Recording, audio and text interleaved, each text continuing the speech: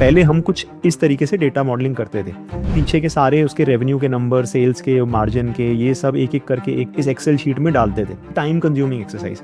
इसको अब हमने कन्वर्ट कर लिया एक टूल में।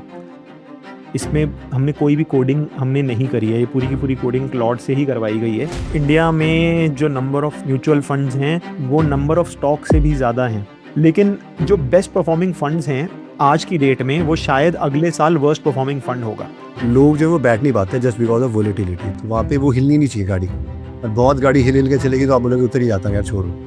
तो अब विद दिस टूल हम कर क्या पाते हैं, यहाँ पे एआई क्या कर रहा है, जब एक कंपनी की रिपोर्ट बना रहा है तो वो सारी कॉन कॉल सुन रहा है, इंटरनेट पे ढूंढ रहा है मैनेजमेंट ने क्या बोला, सारे बीएसई के नोटिफिकेशंस, ये वो 50 तरीके की चीज़ें, क्योंकि उस तरीके का हमने उसे प्रॉम्प्ट दिया हुआ है। इसमें और बहुत चीज़ें करी जा सकती हैं। अगर आप ऑप्शंस में हो तो ऑप्शन स्ट्रैटेजीज़ बनाई जा सकती हैं, डे ट्रेडर हो तो डे ट्रेडिंग की भी स्ट्रैटेजीज़ बन सकती हैं। क्लॉड एक कॉम्पिटिशन कराता है कि भाई आप कुछ बिल्ड करो, प्रोडक्ट स्टार्टअप बिल्ड करो। हर साल होता है वो। इस साल के जो 5 विनर्स थे उसमें 0 सॉफ्टवेयर डेवलपर्स थे। कोई रियल एस्टेट एजेंट है, उसको उसके अंदर की एक छोटी सी प्रॉब्लम पता है, उसने वो सॉल्व कर दी। Claude is better than ChatGPT. हाँ, 100%, कोई कंपैरिजन ही नहीं है। सैम ऑल्टमैन और इनका आया था, इन्होंने बोला कि 1% $1 बिलियन कंपनी बोलता है। अगर आप एक स्टार्टअप हो, आप 2-3 लोग मिलके पूरा का पूरा स्टार्टअप खड़ा कर सकते हो, नहीं चाहिए लोग।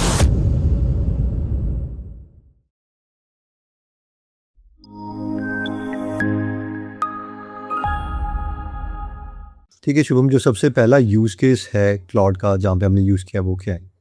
मैं आपको पहले प्रॉब्लम स्टेटमेंट बताता हूँ। यहाँ पे हो क्या रहा था कि बहुत जैसे हमारे पास स्क्रीनिंग के जैसे कभी भी आपको इन्वेस्टिंग करनी है तो आप 3 स्टेप में करते हो। सबसे पहले आप कंपनी को स्क्रीन करते हो, फिर डिटेल में रिसर्च करते हो, और फिर फाइनली उसके टेक्निकल लेवल्स वगैरह देख के बाय या सेल करते हो। तो स्क्रीनिंग में भी बहुत तरीके होते हैं, कुछ लोग कुछ देखते हैं, कुछ लोग कुछ देखते हैं। उनमें से एक तरीका है ऑर्डर बुक देखने का। राइट। तो अगर किसी कंपनी को बहुत तेज़ी से ऑर्डर्स मिल रहे हैं तो इसका मतलब ये है कि शायद वो फ्यूचर में ज़्यादा रेवेन्यू करेगी, ज़्यादा प्रॉफिट्स करेगी। तो कहीं ना कहीं it make sense to look at it, जब उससे बड़े ऑर्डर्स मिल रहे हैं। तो जस्ट टू सिंप्लीफाई, इसको हम ऐसे सोच सकते हैं कि समोसे वाले की दुकान है, उसको हर महीने 100 समोसे के ऑर्डर आ रहे हैं। तो अगर हम सिर्फ बिग ऑर्डर देखेंगे, यानी अच्छा इसको 100 समोसे का ऑर्डर मिला और इसका जो रेवेन्यू है वो इंक्रीज़ होना चाहिए, प्रॉफिट इंक्रीज़ होना चाहिए, जिसकी वजह से जो है स्टॉक प्राइस कुछ ना कुछ हिलना चाहिए, लेकिन वो नहीं हो रहा है क्योंकि उसका कांस्टेंट है। जो मार्केट है वो दिख रही है कितना चेंज आ रहा है। तो अगर उसको एकदम जो रेट ऑफ चेंज है उसको हम मेजर कर पाएँ कि अगर एकदम 10,000 का मिलेगा, वो एकदम आता है 100 के बाद 10,000, और फिर उसका रेवेन्यू प्रॉफिट इंक्रीज़ होता है, शेयर प्राइस इंक्रीज़ होगा, मतलब प्रोबेबिलिटी है कि वहाँ पे नज़र होनी चाहिए। बेसिकली हमारा एक टूल है already called order tracking tool.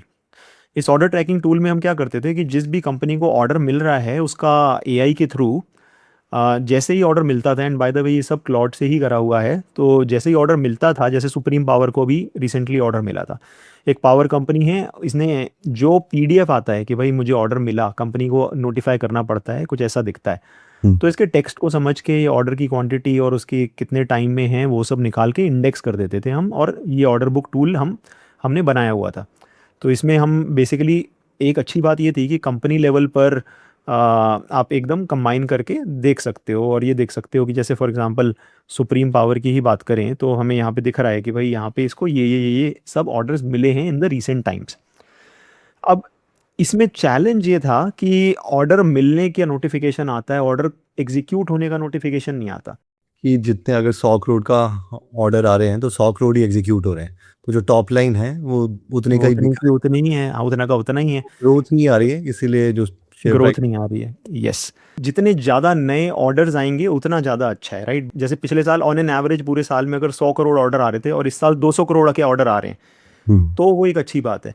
तो प्रॉब्लम ये हो रही थी कि अब उसे हम ट्रैक नहीं कर पा रहे थे ठीक तरीके से, तो वो कोरिलेशन जो है वो रेवेन्यू पे ही बनेगा आगे जाके। स्टॉक तो रेवेन्यू पे भागेगा, प्रॉफिट्स पे भागेगा।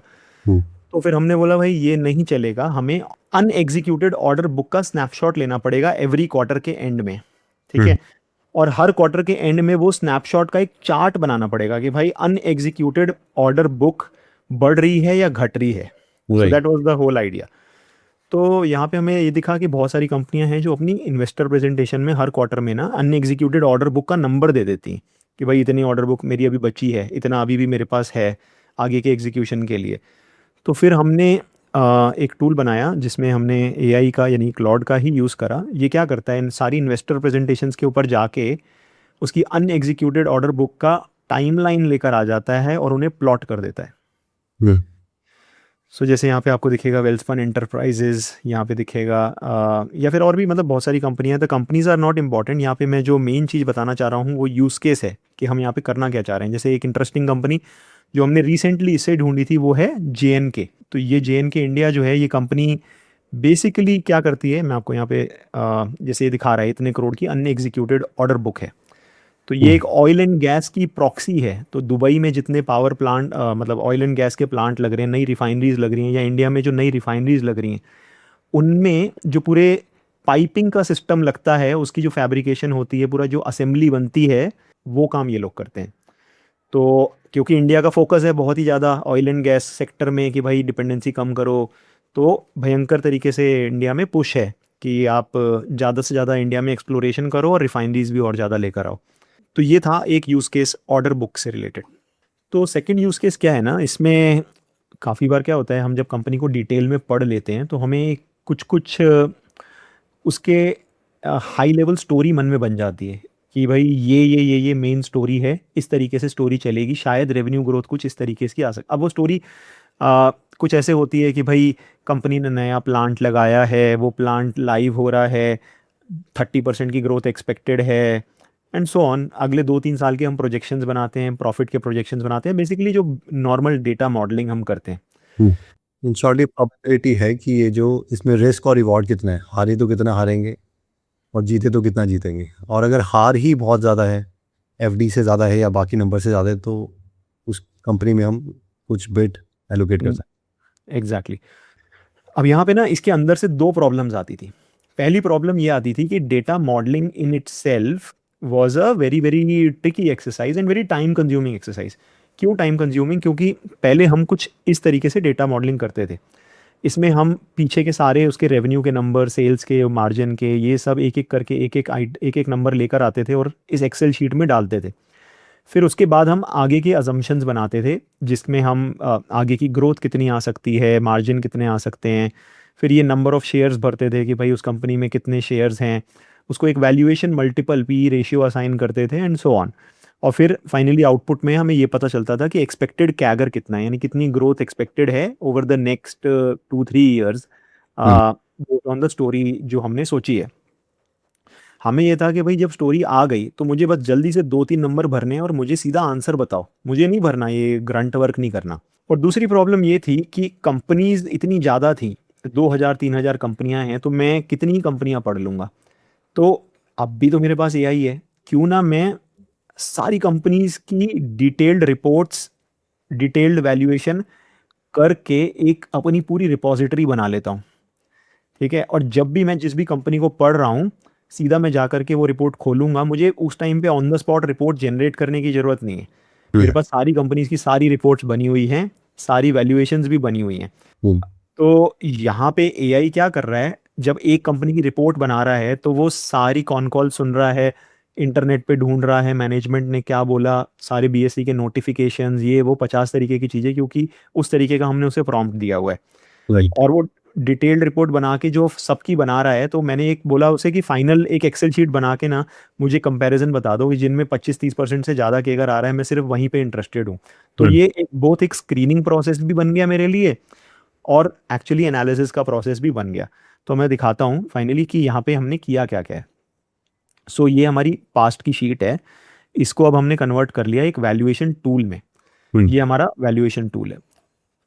तो जैसे फॉर एग्जांपल एक रीसेंट कंपनी है, फॉर एग्जांपल सिरमा करके, इसमें हमने ये जब भी हम कोई नई कंपनी के एस्टिमेट लगाते हैं तो ये सारे के सारे नंबर्स हमारे प्री फिल होके आ जाते हैं। बल्कि शायद मैं यहाँ पे एक नई कंपनी में ही आपको दिखा देता हूँ, फॉर एग्जांपल मारुति। सो मारुति में क्या है, आप देखो यहाँ पे इसने सारे के सारे नंबर्स प्री फिल कर दिए। ये बाय द वे स्क्रीनर से लेकर आ रहा है, उसको यहाँ पे पूरा फेच करके यहाँ पे दिखा रहा है। अब मुझे सिर्फ ये बताना है इसको कि ग्रोथ कितनी एक्सपेक्ट कर रहे हो। मे बी मैं 20% की ग्रोथ एक्सपेक्ट कर रहा हूँ every year over the next 2-3 years. ठीक है, सो मैंने इसको बोला 20% की ग्रोथ है और मार्जिन कितने एक्सपेक्टेड है, मार्जिन लेट से कि 13% की एक्सपेक्टेड है मेरे हिसाब से, जो कि धीरे धीरे बढ़ के 14 या 15% पे भी जा सकते हैं। अब ये सब चीज़ें स्टोरी समझने के बाद की है, अभी तो मैं रैंडमली कुछ भी डाल रहा हूँ। तो ये सब मॉडलिंग करने के बाद कौन सा मल्टीपल आप वैल्यू कैसे करना चाहोगे, price to book, EV EBITDA and so on, या फिर पी रेशियो। तो नॉर्मली पी रेशियो से ही ज़्यादा कंपनीज वैल्यू करते हैं। तो यहाँ पे हमने डाल दिया कि भाई हम 25 का पी देना चाहते हैं इसको। इसमें भी आप मल्टीपल केसेस बना सकते हो, बेस केस या फिर जो है best case and so on. By default ये बेस केस के हिसाब से वर्स्ट केस, बेस केस और बेस्ट केस, क्योंकि हम भी अपनी शीट में भी ना हमेशा 3 शीट्स बनाया करते हैं, एक bull case, bear case, base case. तो अब ये आ गया, तो फॉर एग्जांपल जैसे मैंने इसको बोला कि भाई मैं ये वाला यूज़ करना चाहूँगा, और मैंने यहाँ पे ये मॉडल बना लिया है। अब मैंने एनालिस्ट में अपना नाम डाल दिया और मैंने इसे सेव कर दिया। तो अब अगर आप देखोगे ना, तो ये सिर्फ एक कंपनी नहीं, मैं जिस जिस कंपनी को ट्रैक कर रहा हूँ उन सब की लाइव प्राइस, यानी मैं अब ये मेरा डैशबोर्ड बन गया। मैं यहाँ पे लाइव प्राइस ट्रैक कर सकता हूँ। ये सारी मेरी पड़ी हुई कंपनियां हैं, एंड उनका केगर पे मैं यहाँ पे सॉर्ट कर लेता हूँ कि भाई ये इस समय मुझे बेस्ट कंपनीज लग रही हैं। इनका चार्ट कुछ ऐसा दिख रहा है एंड सो ऑन। अब ये रियल टाइम अपडेट हो रहा है सब कुछ। एनालिस्ट कौन से एनालिस्ट ने किया है वो यहाँ पे आ रहा है। जैसे जैसे हर रोज की प्राइस मूवमेंट चेंज हो रही है, यहाँ पे जो वैल्यूएशन है, एक्सपेक्टेड कैगर है, वो हर रोज चेंज हो रहा है। सो पहले प्रॉब्लम ये थी कि ये सब बिखरा हुआ था एक एक शीट में, हर कंपनी अपने अंदर समा के बैठी थी कि भाई हम कैसा ग्रो करेंगे। अब यहाँ पे मेरे पास एक रियल टाइम डैशबोर्ड बन गया of all the companies I am tracking, जहाँ पे base case, bull case, bear case मैं यहीं पे देख सकता हूँ। सो जब भी मेरे पास नया पैसा आ रहा है तो मैं देख सकता हूँ भाई अब ये इसका प्रोस्पेक्ट अच्छा है, अब इसका अच्छा है and so on. Got it. तो मतलब एक तरह से जो सारा डेटा है वो ऑर्गेनाइज हो गया है और कहाँ पे नज़र डालनी है वो बहुत ही आसान हो गया, which like is a huge thing. Yes. आप में से जितने भी लोग हैं जिन्हें स्टॉक मार्केट इन्वेस्टिंग में इंटरेस्ट है, उनके लिए एक छोटा सा अपडेट है कि जो शुभम है वो संडे को एक वेबिनार कर रहे हैं। तो जिन्हें नहीं पता शुभम के बारे में, शुभम 29 की एज में फाइनेंशियली फ्री हो गए थे। इसलिए अमेजॉन यूएस की जॉब छोड़ के वो बैंगलोर इंडिया शिफ्ट हो गए और एक फुल टाइम इन्वेस्टर बन गए। तो अगर आप इस वेबिनार में इंटरेस्टेड हैं और शुभम के एक्सपीरियंस से सीखना चाहते हैं, तो इसके लिए आप डिस्क्रिप्शन में दिए गए लिंक से वेबिनार के लिए रजिस्टर कर सकते हैं। और जैसे ही आप वेबिनार के लिए रजिस्टर करते हो, you will get a free short course on your WhatsApp कि जो स्टॉक प्राइस है किसी भी कंपनी का, वो इंक्रीज या डिक्रीज कैसे होता है, प्लस अ कैलकुलेटर जो शुभम यूज करते थे जब वो अपनी फाइनेंशियली फ्री की जर्नी में थे। इसके साथ साथ जब आप संडे को वेबिनार ज्वाइन करोगे तो you will also get a free gift there. हम एक वेबिनार में मैक्सिमम 400 लोगों को एक्सेप्ट करते हैं। अगर इस वीक का वेबिनार आप मिस करते हैं तो आपको अगले हफ्ते तक वेट करना पड़ेगा। यहाँ पे पॉसिबिलिटीज़ तो लिमिटलेस हैं। आई थिंक द ओनली मतलब थिंग इज़ कि आप क्या इमेजिन कर सकते हो, और इसमें और बहुत चीज़ें करी जा सकती हैं। अगर आप ऑप्शंस में हो तो ऑप्शन स्ट्रैटेजीज बनाई जा सकती हैं, अगर आप डे ट्रेडर हो तो डे ट्रेडिंग की भी स्ट्रैटेजीज बन सकती हैं। इनफैक्ट एल्गो ट्रेडिंग के लिए तो ये डायरेक्टली एपीआईज के थ्रू इंटीग्रेट करके ऑर्डर प्लेसमेंट्स वो सब कुछ भी खुद ही किया जा सकता है यूजिंग क्लॉड। टूल सबके पास यही है, लेकिन कोई इसका बहुत ही अच्छा यूज़ कर रहा है। और आई थिंक इसका जो सबसे जो मुझे लग रहा है कि ज़्यादा यूज़ कर पा रहा है बेटर वे से, उसके पास है कि उसके पास पहले से तरीका था कुछ करने का, पहले से तरीका था, हाँ। वो एक्सपर्टीज़ वो गेन कर चुका था। इनफैक्ट मैं आपको इसका एक रिसेंट वो बताता हूँ। क्लॉड एक कंपटीशन कराता है हम्म। जिसमें आप बिल्डर्स के लिए कि भाई आप कुछ बिल्ड करो, प्रोडक्ट स्टार्टअप बिल्ड करो। हम्म। उसमें जो हजारों लोगों ने आइडियाज़ आए और उन्होंने बनाया यूजिंग क्लॉड। हर साल होता है वो। इस साल के जो 5 विनर्स थे उसमें 0 सॉफ्टवेयर डेवलपर्स थे। हाँ, अब एक्चुअली में वो हो रहा है हो कि क्या रहा है, कोई रियल एस्टेट एजेंट है, उसको उसके अंदर की एक छोटी सी प्रॉब्लम पता है, उसने वो सॉल्व कर दी। कोई जो है किसी और एक डेंटिस्ट है, उसने अपनी इंडस्ट्री की प्रॉब्लम सॉल्व कर दी है। तो आई थिंक इसमें क्या है, आप प्री एग्जिस्टिंग नॉलेज का ही यूटिलाइजेशन कर सकते हो। जैसे हम थोड़ा सा, जो हमें थोड़ा बहुत आता है, हम अपनी फाइनेंस की नॉलेज का यूज़ करके क्लाउड को यूज़ करने की कोशिश कर रहे हैं and so on. I think ये अब आगे आने वाली दुनिया उन्हीं के लिए है जो इसका यूज़ कर ले। एम्प्लॉयज़ के लिए it is not very good, लेकिन एम्प्लॉयर्स के लिए, जो स्टार्टअप फाउंडर्स हैं, जो खुद अपना काम कर रहे हैं, उनके लिए तो it's a dream come true. हाँ, 100%। अब लोगों को लग ही नहीं रहा, उसने टीम मेंबर आपको चाहिए ही नहीं है, मतलब नहीं चाहिए, नहीं चाहिए, ट्रू। नहीं चाहिए। पहले आप जो मतलब बड़ी बड़ी टीम्स हायर करके बैठते थे, अगर आप मतलब बड़ी कंपनीज अभी भी कर रही हैं, बट अगर आप एक स्टार्टअप हो, आप 2-3 लोग मिलके पूरा का पूरा स्टार्टअप खड़ा कर सकते हो। नहीं चाहिए लोग। सैम ऑल्टमैन और इनका आया था, इन्होंने बोला कि पहले उसने बात करी वाई कॉम्बिनेटर ने, single digit $1 billion company. Hmm. Now he said 1% $1 billion company बोलता।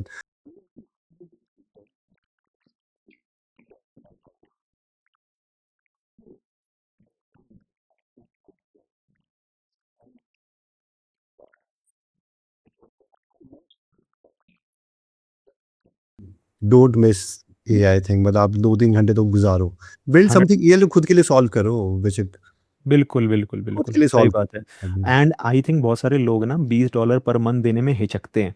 मैं गेम बोलता हूँ दो भाई, आप you will thank me, free वाला वर्जन मत यूज़ करो, $20 पर मंथ दे दो।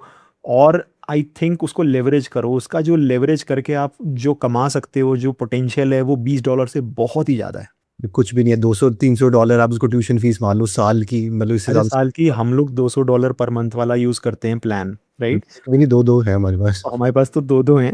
लेकिन मैं अपने स्टैटिस्टिक्स देख रहा था। इनफैक्ट अभी ये जो हम यूज़ जो एक्चुअल अगर टोकन के हिसाब से देखें तो मैं कम से कम महीने के $2000 के टोकन यूज़ कर देता हूँ।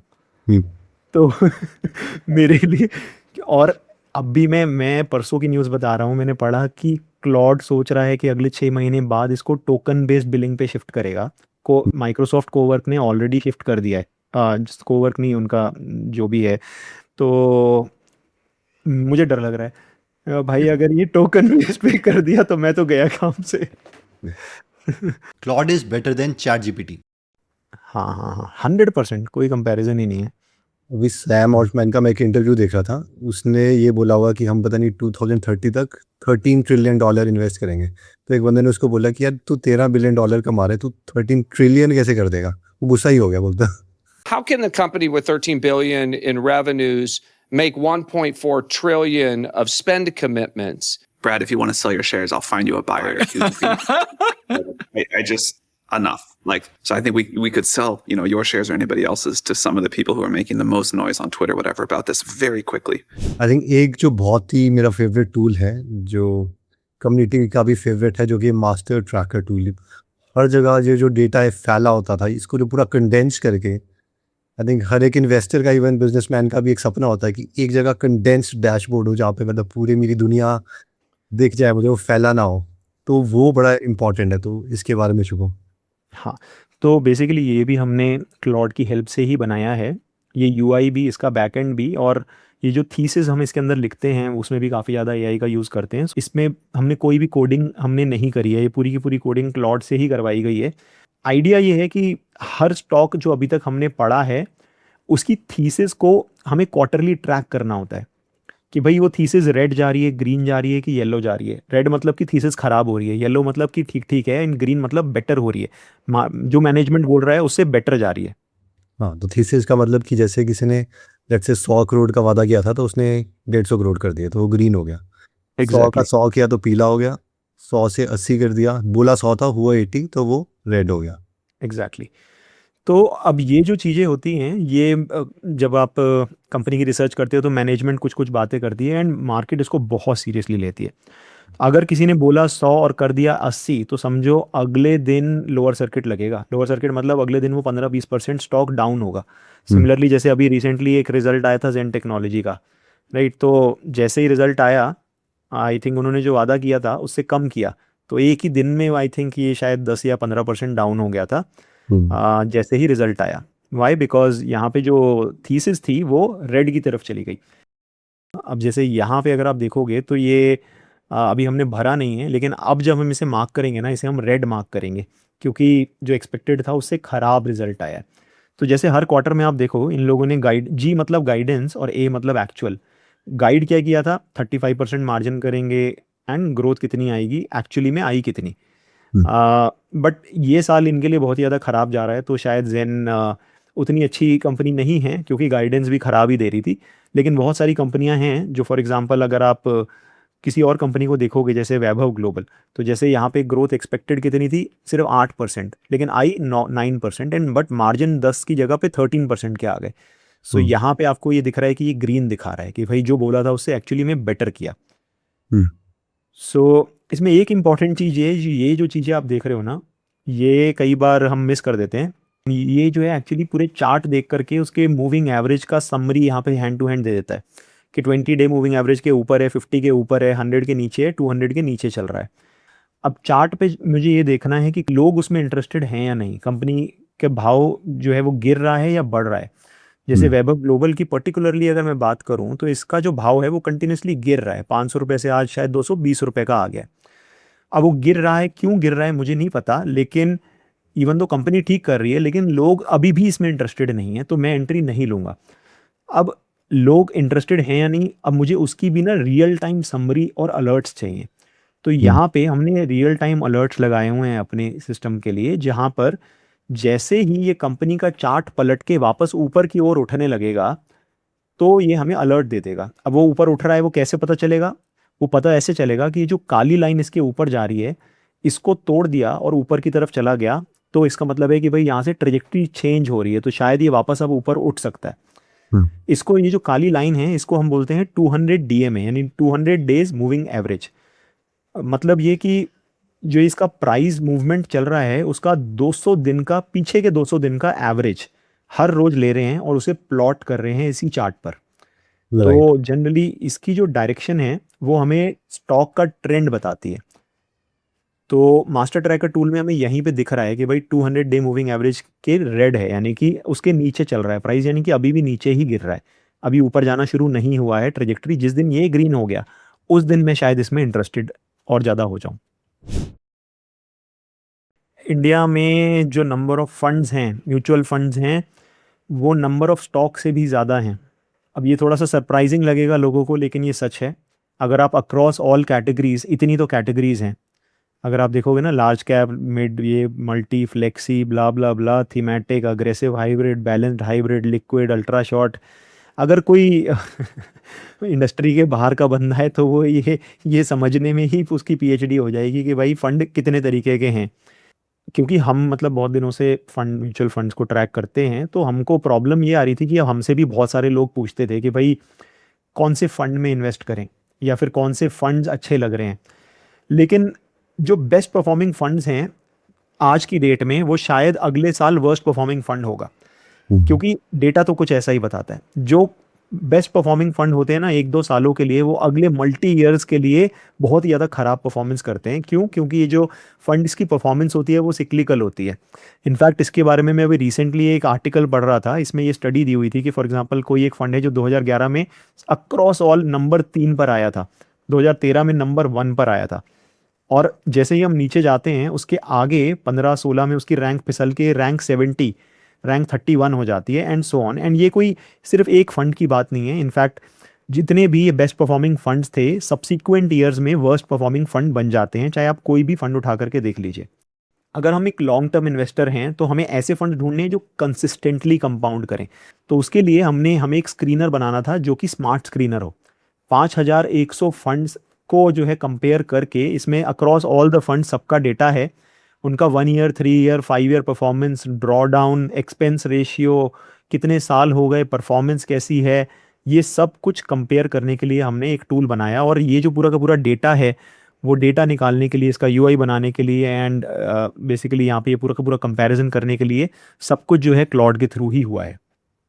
आई थिंक इसमें सबसे पहले तो इंटरेस्टिंग बात यह है कि स्टॉक से ज़्यादा म्यूचुअल फंड्स हैं, और प्लस इसमें हमें वो वाले फंड्स नहीं चाहिए जो एकदम ऊपर जाके नीचे एकदम वैसे वैसे कर रहे हैं। कभी Exactly. फर्स्ट रैंक आ रहा है, कभी 70th रैंक आ रहा है, तो बेशक 5th रैंक आए लेकिन वो कंसिस्टेंट ही रहे। लोग जो है वो बैठ नहीं पाते जस्ट बिकॉज ऑफ वोलेटिलिटी, तो वहाँ पे वो हिलनी नहीं चाहिए गाड़ी। और बहुत गाड़ी हिल के चलेगी तो आप बोलोगे उतर ही जाता है यार, छोड़ो, बेशक वो आपको आगे लेके जा रही हो। सही बात है। तो अब विद दिस टूल हम कर क्या पाते हैं कि भाई एटलीस्ट 10 साल पुराना फंड होना चाहिए। तो भाई यहाँ पे हमने फिल्टर्स दे दिए कि minimum 10 years performance, maximum drawdown, जब खराब से ख़राब टाइम था तो हम मे बी हम बोलेंगे भाई 25% से ज़्यादा मुझे नहीं चाहिए, जो थोड़ा कंजर्वेटिव हो। एक्सपेंस रेशियो के ऊपर, ये जो जनरल एक तरीके से प्रिंसिपल्स हैं म्यूचुअल फंड सिलेक्शन के, अब हम वो सब कुछ यूज़ करके हम बेसिकली बेस्ट फंड्स निकाल सकते हैं using this screener. Got it. Thank you so much Shubham for coming. और ठीक है, thank you so much Hemant. एक डेडिकेटेड वर्कर AI एजेंट को काम पे लगा सकता हूँ कि भाई ये तेरा काम है, ये तेरा काम है, ये तेरा काम है, एंड वो दिन रात काम करेगा और मुझे finally at the end of the day हर रोज मुझे बताएगा कि आपको सिर्फ इन 5 नामों पे फोकस करना है। आपको पूरी दुनिया में जो भी नॉइज है, you don't have to focus. ये सेकंड टूल था? ये कोई टूल नहीं था, ये ज्ञान था। ओके, तो इस संडे का वेबिनार ज्वाइन करने का लिंक हमने डिस्क्रिप्शन और फर्स्ट कमेंट में दे दिया है। सी यू इन द वेबिनार।